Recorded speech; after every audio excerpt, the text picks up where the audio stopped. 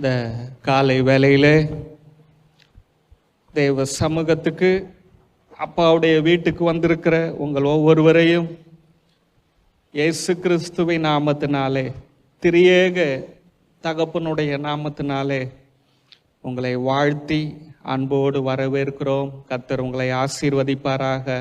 ஆமென். இந்த காலை வேளையில உங்களோடு கூட பகிர்ந்து கொள்ள தேவ ஆவியானவர் எனக்கு ஒரு சத்தியத்தை தந்திருக்கிறார். அதற்காக நான் ஆண்டவருக்கு நன்றி செலுத்துகிறேன். அடைக்கல பட்டணம், சொல்லுங்க பார்க்கலாம். அடைக்கல பட்டணம். எத்தனை பேருக்கு இந்த அடைக்கல பட்டணம் அப்படின்றது தெரியும்? படிச்சிருக்கிறீங்களா? வேதத்தில் இஸ்ரவேல் ஜனங்கள் எகிப்திலிருந்து விடுதலையாகி அவர்களை தேவன் பாலும் தேனும் ஓடுகிற கானான் தேசத்துக்குள்ளே கொண்டு வந்து வைத்தார்.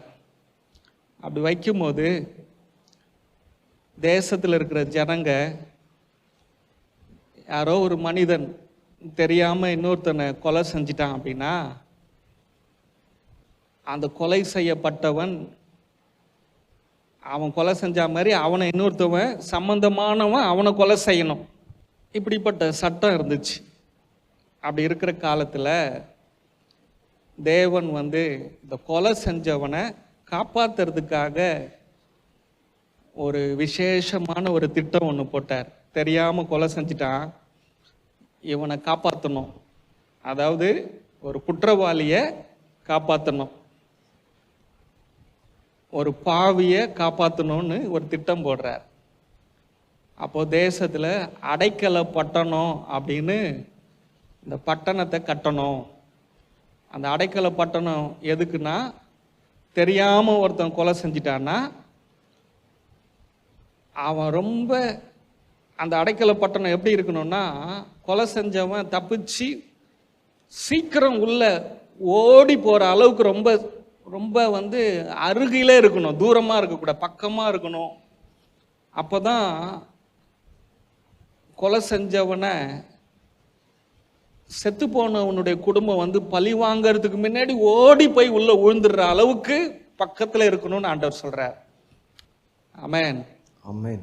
அப்போ அந்த அடைக்கல பட்டணத்துக்குள்ள அந்த தெரியாம கொலை செஞ்சவன், இந்த கொலைக்காரன் அது உள்ள ஓடி போயிட்டான்னா, அந்த அடைக்கல பட்டணத்துக்குள்ள யாரும் அவனை தொடவே முடியாது. சட்டம் அதை மீறவே கூடாது. அதுக்குள்ள அவனை யாரும் கை வைக்கவே கூடாது. அந்த அடைக்கல பட்டணத்துக்குள்ள யார் இருக்கிறான்னா, பிரதான ஆசாரியன்.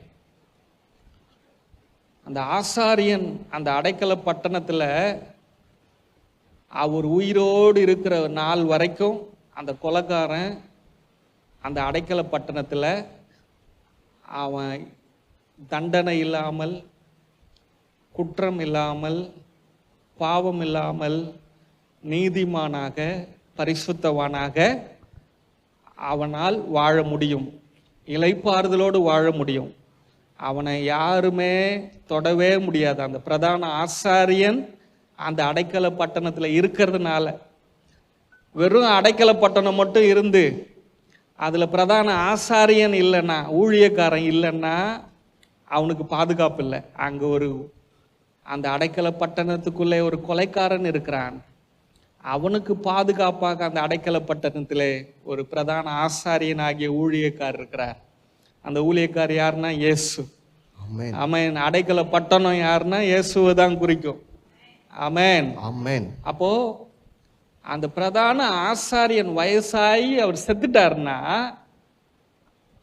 இந்த கொலை செஞ்சவன் இருக்கிறான்ல, அவனுக்கு அவர் செத்துட்டாருன்னா அவன் அதுக்கப்புறம் அது உள்ள இருந்து வெளியே வந்துடலாம். அவன் வெளியே வந்துட்டான்னா, அவன் செஞ்ச கொலைக்கு சம்பந்தமான நபர்கள் அவனை தொடக்கூடாது, அவன் மேல கை வைக்கக்கூடாது. அப்போ டோட்டலா அந்த அடைக்கல பட்டணத்தினுடைய நோக்கம் என்னன்னா, தவறு செய்தவர்கள், பாவம் செய்தவர்கள். கொலைன்றது எவ்வளோ பெருசு, தெரியாமல் கொலை தெரியாமல் பாவம் செஞ்சிட்டான். ஆனால் அடைக்கல பட்டணத்தினுடைய நோக்கம் ஒரு பாவியை பாதுகாப்பது. ஆமென். மிகப்பெரிய கொலை செய்தவனை பாதுகாப்பது, அவனை குற்றவாளி இல்லை என்று அவனுடைய வாழ்க்கையை பரிசுத்தமாக்குவது. பாருங்க, பழைய ஏற்பாட்டு காலத்துல ஆசரிப்பு கூடாரம் இருந்துச்சு. அந்த ஆசரிப்பு கூடாரத்துக்குள்ள ஒரு மனுஷனும் உள்ள போகவே முடியாது. அப்படித்தானே? ஒரு மனுஷனும், ஆசாரியனும் லேவி கோத்திரமும், அதுவும் பிரதான ஆசாரியனுக்கு தான் உள்ள ஃபுல்லா போயிட்டு வர்றதுக்கு அனுமதி உண்டு. ஆனா இந்த அடைக்கல பட்டணத்துல பிரதான ஆசாரியன் இருக்கிறார். பிரதான ஆசாரியனை லேசுல யாருமே தொடவே முடியாது. அவ்வளவு மதிப்பு மிக்கவர். ஆனா அந்த பிரதான ஆசாரியனோட ஒரு கொலைக்காரன் கொலை செஞ்சவன் அவர் உயிரோடு இருக்கிற நாள் வரைக்கும் அவரோடு கூட சேர்ந்து வாழுகிற ஒரு ஆசீர்வாதம் அவனுக்கு கிடைக்குது. எத்தனை பேர் புரியுது? ஆசாரியன், பிரதான ஆசாரியன் அந்த ஆலயத்துக்கு முதன்மையானவர், தெய்வீகத்துக்கு சமமானவர். அவரை சாதாரணமான ஜனங்கள், பாவ பரிகாரத்துக்கு வரவங்களே அவரை பார்க்க முடியாது, அவ்வளவு மதிப்பு மிக்கவர். ஆனா ஒரு கொலைகாரன் கொலை செஞ்சிட்டான், மிகப்பெரிய தப்பு பண்ணிட்டான், காலம் முழுவதும் அந்த பிரதான ஆசாரியனோடையே வாழ்றான்.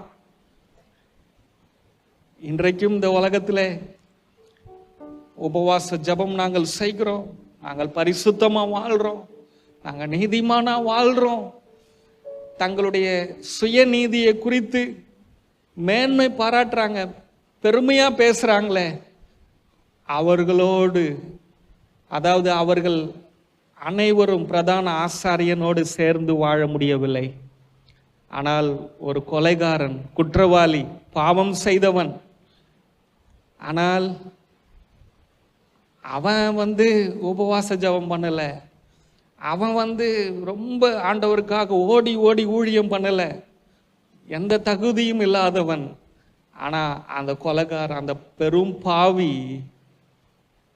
பிரதான ஆசாரியனாகி இயேசுவோடு சேர்ந்து காலம் முழுவதும் வாழ்கிறான். கைகளை தட்டுங்க பார்க்கலாம் ஆண்டவருக்கு.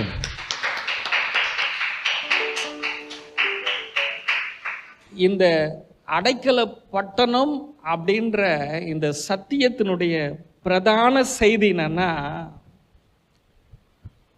ஒரு மனுஷன் நான் ரொம்ப நீதிமான், ரொம்ப பரிசுத்தவான்றவன் பிரதான ஆசாரியராகிய ஊழியக்காராகிய இயேசுவோடு நெருங்கி வாழ்வது கொஞ்சம் கஷ்டம்தான். ஆனால் பாவம் செய்த மனிதன், ஆமென், ஆமென், குற்றவாளி, அவனுக்கு ஒரு உத்தரவாதம் உண்டு, அவனுக்கு ஒரு உறுதியான நம்பிக்கை உண்டு, அவனுக்கு கேரண்டி உண்டு. பிரதான ஆசாரியனாகி இயேசுவோடு சேர்ந்து வாழ்வதற்கு அதிகமான வாய்ப்பு யாருக்குன்னா ஒரு குற்றவாளிக்கு, ஒரு பாவிக்கு உண்டு. அப்படின்னு அதுதான் அடைக்கல பட்டணம் அப்படின்றது. அதுதான் நீதிமானுக்கல்ல, ஒரு குற்றவாளிக்கு அடைக்கல பட்டணத்தை தேவன் ஏற்படுத்துகிறார். அல்லேலூயா, அல்லேலூயா. என்னாகுமோ அந்த 35 அதிகாரத்தில் அதை குறித்து போடப்பட்டிருக்குது. இங்க பார்த்தீங்கன்னா, இந்த அடைக்கல பட்டணம் என்கிற இந்த காரியத்தை தேவன் தன்னுடைய ஜனங்களோடு பேசும்போது, தேவன் நியாயப்பிரமாணத்தின் காலத்தில் அவர் எவ்வளவு நல்லவராக இருக்கிறார், எவ்வளவு அன்புள்ளவராக இருக்கிறார், எவ்வளவு கிருபையுள்ளவராக இரக்கமுள்ளவராக இருக்கிறார் என்பதை அது வெளிப்படுத்துகிறது. ஆமென், ஆமென். இப்ப நியாயப்பிரமாணத்தை போதிக்கிறவங்க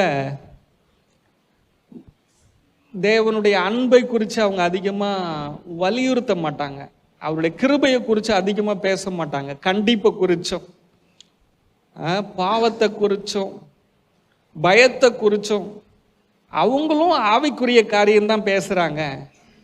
அவருடைய கிருபையையும் அன்பையும் வச்சு போதிக்கிற நானும் உங்களை ஆவிக்குரிய காரியத்துக்கு தான் உங்களை நடத்துகிறோம். 2 பேரும் ஆவிக்குரிய காரியத்துக்கு தான் நடத்துகிறோம்.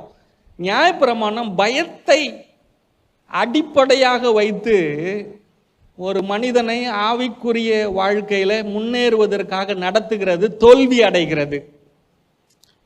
புரியுதா? ஆனால் கிருபையும் சத்தியமும் இயேசு கிறிஸ்துவின் மூலமாக நமக்கு கொடுக்கப்பட்டிருக்கிறது. அது தேவன் அன்புள்ளவர், அவர் இரக்கமுள்ளவர், அவர் கிருபையுள்ளவர் என்கிற அடிப்படையில் உங்களை ஆவிக்குரிய வாழ்க்கையில நடத்துகிறது. முடிவிலே உங்களுக்கு வெற்றி உண்டாகிறது. கைகளை தட்டுங்க பார்க்கலாம். ஆமென், ஆமென். இன்னைக்கு நியாய பிரமாணத்தை ரொம்ப உறுதியா பற்றி கொண்டிருக்கிற ஜனங்களுக்கு ஆண்டவர் சொல்ற செய்தி என்னன்னா, அந்த பயங்கரமான காலம்னு சொல்றீங்களே, தேவன் அடிக்கிறவர்னு சொல்றீங்களே, பட்சிக்கிற அக்கினின்னு சொல்றீங்களே, அந்த நியாயப்பிரமாண காலத்துல தேவன் எவ்வளவு நல்லவர் என்று அந்த நியாயப்பிரமாணமே சொல்லுது. அடைக்கல பட்டணம் என்று அது எப்ப பேசப்படுது அப்படின்னா, நியாயப்பிரமாண காலத்துல தான் அடைக்கல பட்டணம். ஆமென், ஆமென். ஒரு பக்கம் பாவம் செய்தவன் தேவனுடைய ஆலயத்துக்கு வந்து ஆட்டையும் மாட்டையும் கோழியையும் பலி செலுத்தி அந்த இரத்தத்தின் மூலமாக ஆடுகளினுடைய மாடுகளுடைய ஜீவன் மூலமாக அவன் பரிசுத்தமாக அவன் பிரயாசப்படுகிறான். அதே நியாயப்பிரமாண காலத்துல ஒரு கொலைக்காரன் பிரதான ஆசாரியன் மூலமாக காலம் முழுவதும் அவன் பரிசுத்தமா வாழ்றானே, அவனுக்கு அங்க பலி தேவைப்படலையே. என்னைக்கா நீங்க யோசிச்சிங்களா? நீ யோசிச்சியா தம்பி? நான் இதை எங்க இருந்து எடுத்து காட்டுறேன்?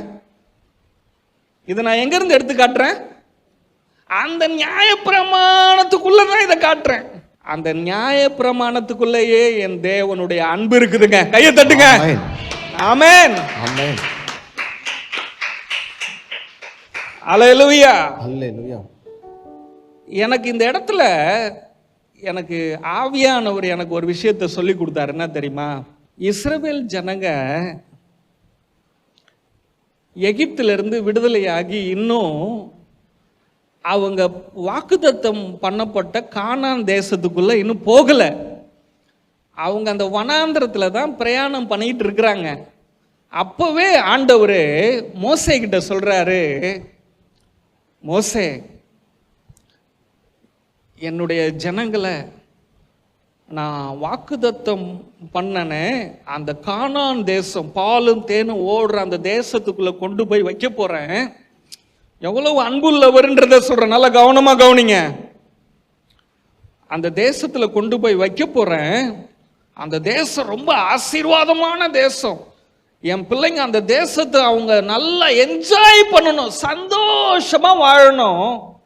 ஒருவேளை என்னுடைய பிள்ளைகள் தெரியாம தப்பு செஞ்சிட்டாங்க, குற்றம் செஞ்சிட்டாங்க, பெரிய தப்பு செஞ்சிட்டாங்க, தண்டனையை பெற அளவுக்கு பெரிய கொலையை பண்ணிட்டாங்க அப்படின்னா அவங்க வாழணுமே, அவங்க செத்துறக்கூடாது, அவங்க வாழ்க்கை முடிஞ்சிடக்கூடாதுன்றதுக்காக அவங்களுக்காக அந்த பாலும் தேனும் ஓடுற அந்த கானான் தேசத்துல அடைக்கலம் என்கிற ஒரு பட்டணத்தை நீ கட்ட வேண்டும். எப்ப சொல்றாரு?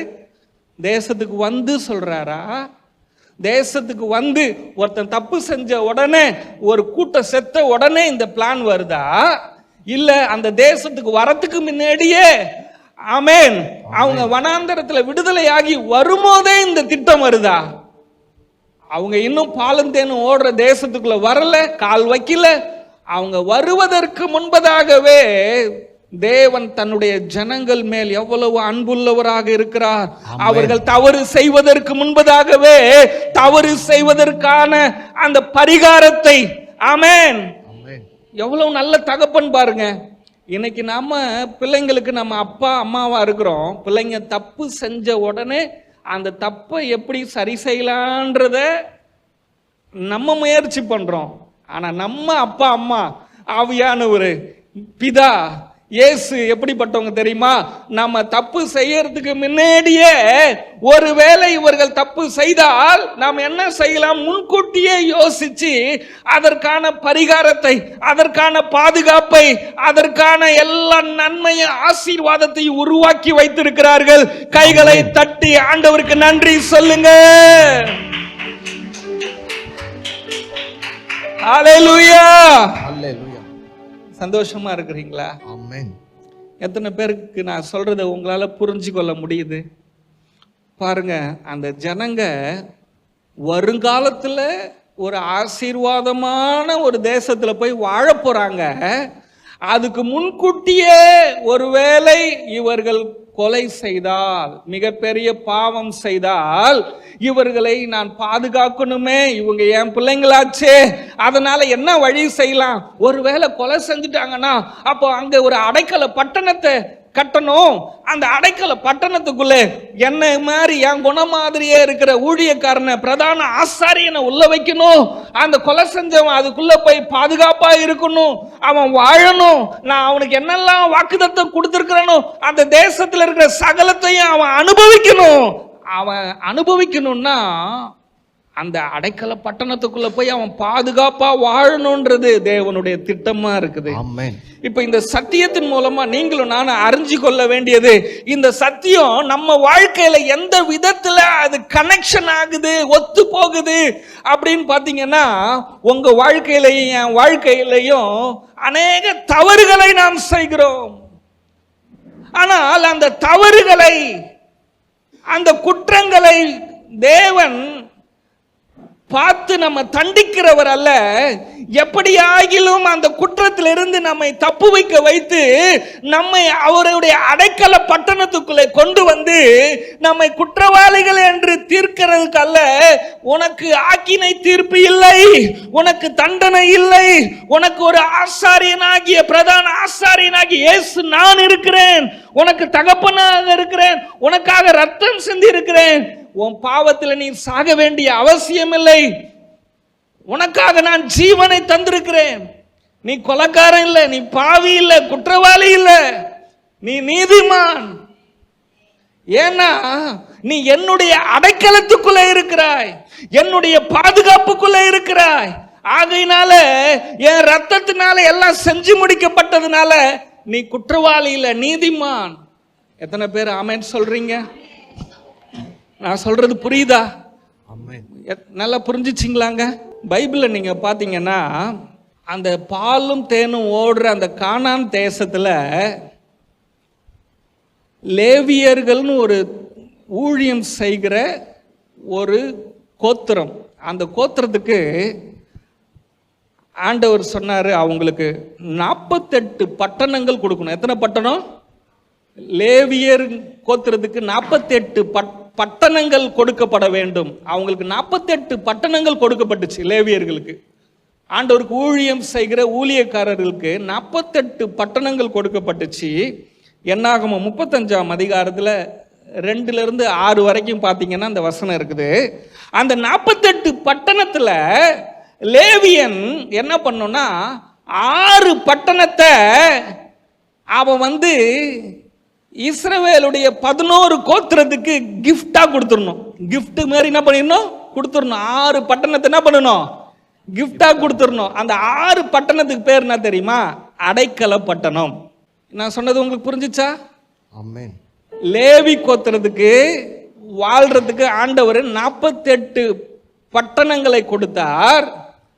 ஆண்டவர் கொடுத்துட்டு ஆண்டவர் சொல்றாரு, என்னுடைய ஊழியக்காரர்களே, அந்த 48 பட்டணத்திலிருந்து 6 பட்டணத்தை நீ எனக்கு தருவியான்னு கேட்டாரு. லேவியன் கொடுத்துட்டு 6 பட்டணத்தை, அந்த 6 பட்டணத்தை ஆண்டவர் அடைக்கல பட்டணமாக மாற்றினார். சிட்டி ஆஃப் ரெஃப்யூஜ், அடைக்கல பட்டணமாக அதை மாற்றுகிறார். அப்போ பிரதான ஆசாரியனுடைய பட்டணங்களிலே, ஊழியக்காரனுடைய லேவி பட்டணத்திலே 11 கோத்திரத்தில் இருக்கிறவர்கள் கால் வைக்க கூடாது. புரியுதுங்களா நான் பேசுறது? எத்தனை பேருக்கு புரியுது? ஆமென். லேவி கோத்திரத்துல யார் கால் வைக்க கூடாது? லேவி ஊழியக்கார குடும்பம். அவங்களுடைய பங்குல மற்ற கோத்திரத்துக்காரங்க 11 கோத்திரமும் கால் வைக்க கூடாது. ஆனா ஆண்டவர் சொல்றாரு, நீ 6 பட்டணத்தை கொடுத்துடணும். அந்த 6 பட்டணத்துக்கு பேர் என்னன்னா அடைக்கல பட்டணம். அந்த 6 அடைக்கல பட்டணத்திலையும் யாரு கால் வைக்கலாம்? கொலைக்காரன். தெரியல, புரியுதா உங்களுக்கு? அம்மா ஐயா, லேவிக்கு ஆண்டவர் கொடுத்த சுதந்திர நிலத்துல 11 கோத்திரம் இருக்குல்ல, ஒருத்தம் கூட அதுல கால் வைக்க கூடாது, அங்க நெருங்க கூடாது, அங்க நெருங்கி வரக்கூடாது. ஏன்னா அவங்க ஆண்டவருக்கு ஊழியம் செய்கிற பரிசுத்தமான ஒரு குடும்பம்.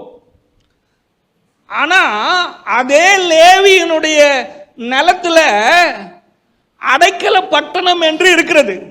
ஆனா அந்த பட்டணத்துக்குள்ள ஒருத்தன் போறதுக்கான வாய்ப்பு இருக்குது. யார் தெரியுமா? நீதிமான், பரிசுத்தவான். ராஜா போக முடியுமா? நீதிமான் போக முடியுமா? பரிசுத்தவான் போக முடியுமா? யார் போக முடியும்? கொலைகாரன் போக முடியும். கையை தட்டுங்க.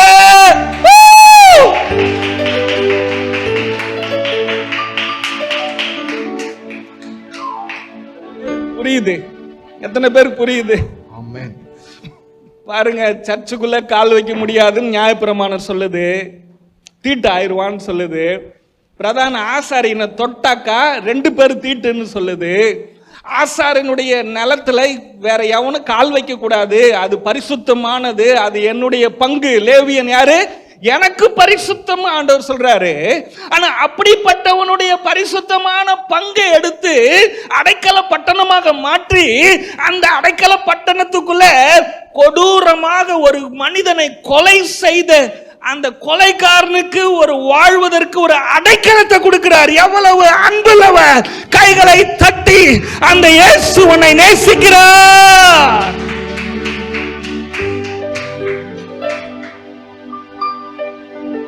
இதை புரிஞ்சுக்கிறதுக்கு எனக்கு கஷ்டமா இருக்குன்னு சொல்றீங்களா? புரியுதா நான் பேசுறது? தேவன் எவ்வளவு அன்புள்ளவர் என்று இந்த காலை வேளையில என் சொந்த கருத்தை சொல்லலங்க, நான் சத்தியத்துல இருந்து எடுத்து உங்களுக்கு நான் புரிய வச்சிட்டு இருக்கிறேன். அல்லேலூயா, அல்லேலூயா, ஆமென். அப்போ அந்த அடைக்கல பட்டணம் யாரு? இயேசுதான் அடைக்கல பட்டணம். ஆமென். கர்த்தருடைய நாமம் பலத்த துருகம். நீதிமான் அதற்குள்ளே ஓடி, நீதிமான் அதற்குள்ளே ஓடி சுகமாய் இருப்பேனே. அல்லேலூயா. அந்த அடைக்கல பட்டணத்துக்குள்ள நான் கொலைக்காரன் தான், நான் பாவி தான், நான் அக்கிரமக்காரன் தான், நான் ரத்தத்தினால நான் கரப்பட்டவன் தான்.